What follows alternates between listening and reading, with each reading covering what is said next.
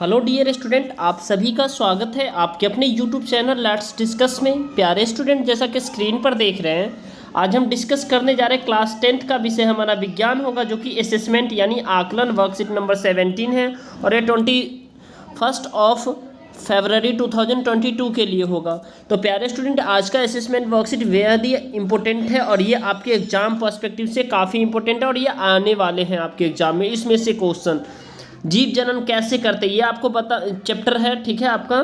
तो ये total 20 marks के हैं, ठीक है। 2 अंक के भी प्रश्न है, 3 अंक के भी प्रश्न हैं, ठीक है। तो चलिए इस सभी को हम डिस्कस करते हैं। देखिए, निम्नलिखित प्रश्नों के उत्तर दीजिए। ये प्रश्न है, बी प्रश्न है और इसके बाद ये सी प्रश्न है, डी प्रश्न है, इसके बाद आपका जो है ना ई प्रश्न है, इसे आपको जो है ना लेवल करना है, ठीक है।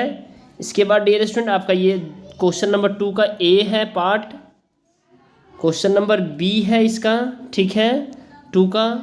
इसके बाद आपका जो है ना डियर स्टूडेंट थर्ड पार्ट आ जाता है, उसके बाद थर्ड का ए बी हो गया। इसके बाद आपका डियर स्टूडेंट थर्ड का आपका सी भी पार्ट है, ठीक है।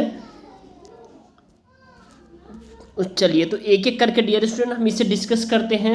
अगर आप हमारे चैनल पे नए हैं तो हमारे चैनल को ज़रूर सब्सक्राइब कर लीजिए, वीडियो को लाइक कीजिए और अपने दोस्तों तक शेयर कर दीजिए, ठीक है, ताकि आपको लेटेस्ट अपडेट मिलते रहे डियर स्टूडेंट। और टेलीग्राम का लिंक आपको डिस्क्रिप्शन बॉक्स में मिल जाएगा, वहाँ से आप ज्वाइन हो लीजिए, ताकि आपको जो है ना जो भी CBSE का रिगार्डिंग अपडेट हो या फिर आपके इंपॉर्टेंट क्वेश्चंस हो, ठीक है, जो भी आपको अपडेट पहले मिल जाएगा। तो टेलीग्राम चैनल को भी ज्वाइन कर लीजिए, ठीक है, डिस्क्रिप्शन में आपको लिंक मिल जाएगा। चलिए तो फिर आगे बढ़ते हैं, इसे अच्छे से समझते हैं और यह एग्जाम पर्सपेक्टिव से काफ़ी इंपॉर्टेंट है आपका वर्कशीट, ठीक है। तो चलिए dear student, question number first है, प्लेनेरिया पुनर्भवन स्पाइरोगायरा में खंडन किस प्रकार भिन्न है। तो देखिए, पुनर्जनन यानी पुनरुद्भवन होता है, जो पुनर्जनन या जन्म यानी इस प्रकार में किसी कारणवश जब कोई जीव कुछ टुकड़ों में टूट जाता है तब प्रत्येक टुकड़े नए जीव में विकसित हो जाता है। इसे हम क्या कहते हैं डियर स्टूडेंट, पुनर्जन्म कहते हैं। नए टुकड़े में टूट जाता है और इसका जो है ना आपको क्या करना है, जैसे प्लेनेरिया और हाइड्रा ये दोनों है, ठीक है। इसी का अगला पॉइंट अगर स्पाइरोगायरा के बारे में हम देखें डियर स्टूडेंट, तो इस प्रजनन में विधि में सरल संरचना वाले बहुकोश के जीव विकसित होकर छोटे छोटे टुकड़ों में खंडित हो जाते हैं और ये टुकड़े वृद्धि कर नए जीव में विकसित हो जाते हैं, ठीक है। तो पहला का आपका जो है ना डियर स्टूडेंट, ये 2 मार्क्स का 2 पॉइंट आपको मेंशन करने हैं, ठीक है। चलिए अब अगला प्रश्न देखते हैं। प्रश्न संख्या 2 है, मानव पुरुषों में शुक्राणु कहाँ उत्पन्न होता है और ये संरचना शरीर के बाहर क्यों होता है। तो डियर स्टूडेंट, मानव पुरुषों में जो शुक्राणु होता है वो वृषण में उत्पन्न होता है, याद रखिएगा। और वृषण उदर गुहा के बाहर वृषण कोश में उपस्थित होता है। क्योंकि वृषण कोश तापमान तुलनात्मक रूप से कम होता है, जो कि शुक्राणु बनने के लिए आवश्यक है। तो कहने का मतलब है शरीर का जो तापमान 35 डिग्री सेल्सियस होता है और वृषण यानी शुक्राणु बनने के लिए 32 से 33 डिग्री सेल्सियस आपको तापमान चाहिए, ठीक है। तो इतना जब मिलेगा डियर स्टूडेंट तो वो क्या होगा, यूजफुल होगा शुक्राणु, ठीक है। तो नर युग्मक शुक्राणु यहीं पर बनते हैं यानी वृषण में होते हैं। आई होप कि आपको ये समझ में आ गया प्यारे स्टूडेंट, बी प्रश्न का उत्तर। अब सी प्रश्न देखते हैं, निम्नलिखित में से मानव पुरुषों में शुक्राणु के निकलने का एक ही सही क्रम क्या है। तो सबसे पहले इसमें जो है ना जो ये क्या क्रम होगा ये आपको बताना है, ठीक है। तो चलिए पहले होगा डियर स्टूडेंट वृषण, ठीक है। वृषण से शुक्रवाहिनी और शुक्रवाहिनी से मूत्र मार्ग में होता है, ठीक है। ये आपको याद रखना है, ये आपके बहुत ही लॉजिकल क्वेश्चन है, ठीक है। अब आगे प्रश्न को देखेंगे प्यारे स्टूडेंट। अमीबा में अलैंगिक जनन लेशमानिया में देखे गए प्रजनन से किस प्रकार भिन्न है। तो अमीबा में अलैंगिक जनन होता है और लेशमानिया में भी अलैंगिक जनन होता है, लेकिन थोड़ा सा भिन्न कैसे है। जैसे देखिए, इस प्रक्रम में एक कोशिका 2 या 2 से अधिक कोशिकाओं में विभाजित हो जाता है, ये बिल्कुल सही है। लेकिन द्विखंडन जीव 2 कोशिकाओं में विभाजित हो जाता है। तो अमीबा में 2 कोशिकाओं में विभाजित हो जाता है और 2 या 2 से अधिक में विभाजित हो जाता है, किसमें, लेशमानिया में हो जाता है। तो आपको याद रखना है और इसके एग्जाम्पल ये देखिए, आपके दोनों एग्जाम्पल यहाँ पे आपके मिल गए हैं, ठीक है। प्यारे स्टूडेंट, अगर आप हमारे चैनल पे नए हैं तो हमारे इस चैनल को ज़रूर से ज़रूर सब्सक्राइब कर लीजिए, ठीक है। और बेल आइकन को प्रेस कीजिए ताकि लेटेस्ट अपडेट मिलता रहे। और इस वीडियो को लाइक कीजिए और शेयर कर दीजिए हमारे इस वीडियो को, ठीक है। और कमेंट करके बताइए आपको कैसा लगा, ठीक है। चलिए प्यारे स्टूडेंट, आगे हम देखते हैं। क्वेश्चन नंबर हमारा नेक्स्ट है, निम्नलिखित आरेख में से ए और बी नामांकित कीजिए, उनके कार्य लिखना है, ठीक है, ए और बी का। तो देखिए इसमें क्या है, ये स्त्रीकेसर है, ये तीनों जो ये भाग है ये स्त्रीकेसर का है और ये बीजांड है, ठीक है, याद रखना है आपको, ठीक है। और इसका जो है ना आपको लेबल करना अच्छे से सीख लेना है, आपके बुक में दिया हुआ है, प्रैक्टिस कीजिए अच्छे से ताकि ये आपके एग्जाम में डेफिनेटली पूछे जाएंगे इस बार। अगला प्रश्न है, एक लिंगी पुष्प जिसमें केवल स्त्रीकेसर हो के अनुदैर्घ्य काट का नामांकित आरेख बनाइए और इसका एक उदाहरण भी दीजिए। तो एक लिंगी पुष्प यानी स्त्रीकेसर और पुंकेसर में से कोई एक ही जनानांग उपस्थित होता है उसे हम एक लिंगी कहते हैं, जैसे पपीता, तरबूजा। और इसको बना करके भी आपको दिखाना है, तो इसको बना करके दिखाना है, तो इसको अच्छे से पहले समझिए कैसे बनाना है। देखिए ये आपका बना हुआ है पुष्प, अब आपको यहाँ से देखिए ये आप बना लीजिए और इसी पार्ट को आपको दिखाना है, सिर्फ यहाँ से इधर ही के पार्ट को ही आपको ऐसे बना करके दिखाना है। और यही आपका जैसे ये बीजांड है और स्त्रीकेसर यानी वर्तिकाग्र, वृत्तिका और अंडाशय मिलकर के स्त्रीकेसर बनाता है। आई होप प्यारे स्टूडेंट आपको ये समझ में आ रहा है। लगता है ये वीडियो आपके लिए हेल्पफुल है, तो इस वीडियो को जरूर लाइक करें, चैनल पर नए हैं तो चैनल को सब्सक्राइब कर दीजिए और वीडियो को शेयर कर दीजिए ताकि आपको लेटेस्ट अपडेट मिलता रहे। और टेलीग्राम का लिंक डिस्क्रिप्शन बॉक्स में, उसमें आप ज्वाइन हो लीजिए ताकि सबसे पहले नोटिफिकेशन वीडियो आपको मिले।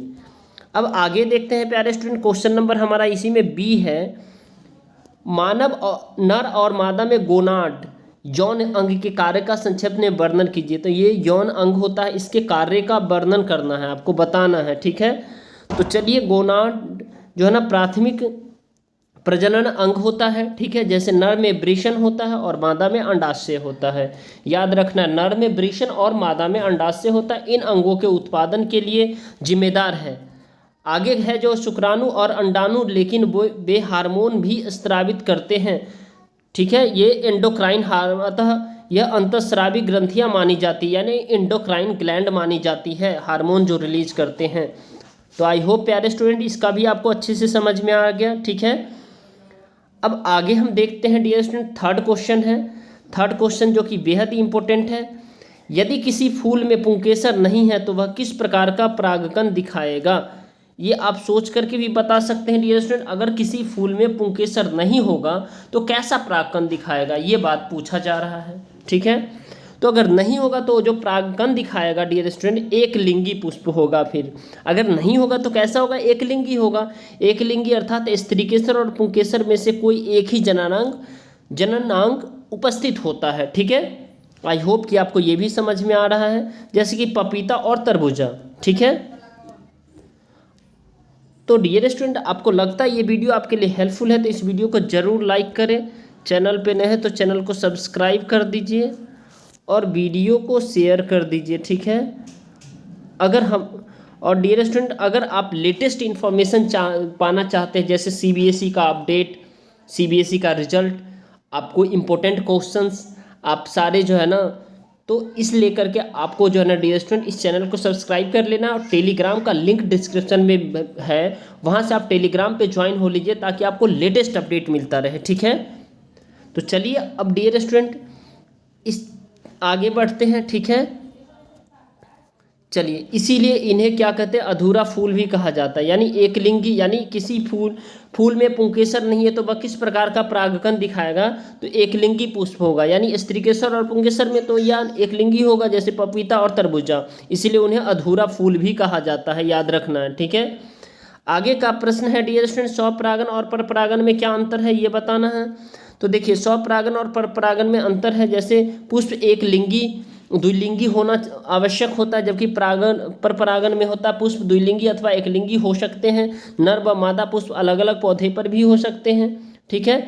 नर और मादा भाग पुंवंग व जायंग एक साथ परिपक्व होने आवश्यक होता है, जबकि अधिकतर अवस्थाओं में नर तथा मादा भाग अलग अलग समय पर परिपक्व होते हैं। पुंकेसर व स्त्रीकेसर पुष्प में इस प्रकार स्थित होते हैं कि परागकण आसानी से वर्तिकाग्र पर पहुंच जाता है और अनेक प्रकार बार कई बार जो है ना पुंकेसर और जायांग भाग प्राय इस प्रकार व्यवस्थित होते हैं कि परागकण उसी पुष्प से वर्तिकाग्र पर नहीं पहुंच सकते हैं। ठीक है, उसके बाद फोर्थ है पुष्प प्रायः अनाकर्षक छोटे सुगंध रहित कंद रहित होते हैं, जबकि वायु परागकण परागित पुष्पों को छोड़कर पुष्प अन्य गंधयुक्त आकर्षण बड़े अथवा छोटे दो समूह में उपस्थित होते हैं। कुछ पौधे के पुष्प बंद ही रहते हैं और कभी खुलते नहीं हैं। सभी पुष्प खुलते हैं तथा अपने जनांगों को अनावृत होने देते हैं, जैसे मटर हो गया और गुलाब हो गया। तो इसमें से डियर स्टूडेंट आपको क्या करना है, कोई भी 3 पॉइंट लिख लेना है। ठीक है, आपको क्या करना है, कोई भी 3 पॉइंट लिख लेना है। उसके बाद जो है ना फिर आप अच्छा रहेगा। ठीक है, आवृत बीजी पौधे में निषेचन के बाद फूल और उसके अंडाशय का क्या होता है ये बताना है प्यारे स्टूडेंट। तो चलिए, निषेचन के बाद निषेचित बीजांड बीज बनाता है और जबकि अंडाशय के ऊतक फल बन जाते हैं। अंडाशय के ऊतक क्या होते हैं, फल बन जाते हैं। ठीक है, चलिए, तो आपको लगता है ये वीडियो आपके लिए हेल्पफुल है तो इसे ज़रूर लाइक करें, शेयर करें, सब्सक्राइब कर लीजिए, चैनल ज्वाइन करिए हमारे टेलीग्राम चैनल लेटेस्ट अपडेट पाने के लिए, जो इसका लिंक आपको डिस्क्रिप्शन बॉक्स में मिल जाएगा। तो चलिए फिर मिलते हैं अगले अपडेट के साथ, तब तक के लिए bye bye, take care, have a nice day.